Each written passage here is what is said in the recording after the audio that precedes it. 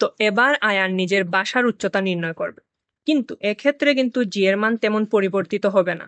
তো তখন তার নজর একটি পাথরের দিকে পড়লো এবং তার মাথায় একটি বুদ্ধি আসলো। সে কি করলো, পাথরটিকে একটি সুতার সাহায্যে বাঁধলো, বেঁধে ছাদের উপর নিয়ে গেল, তারপর পাথরটি ছেড়ে দিল। তো যখন পাথরটি ভূমিতে পৌঁছায়, সে বিল্ডিং এর উচ্চতার সমান করে সুতা কেটে নেয় এবং টান টান করে ধরে পাথরটিকে দুলতে দেয়। এভাবে সে একটি কাস্টম পেন্ডুলাম তৈরি করে ফেলে এবং সেই কাস্টম পেন্ডুলামের 20টি দুলনের সে দুলনকাল নির্ণয় করে, যা আসে 200 সেকেন্ড।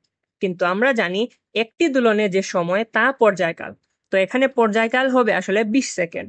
তো সে সূত্রের সাহায্যে খুব সহজেই সুতার দৈর্ঘ্য নির্ণয় করে ফেলে, যা 99.29 মিটার। এবং যেহেতু সুতা ও বিল্ডিং এর দৈর্ঘ্য সে সমান নিয়েছিল, তাই বিল্ডিং এর উচ্চতাও হবে 99.29 মিটার। সে তার বাবাকে এটি জানায়।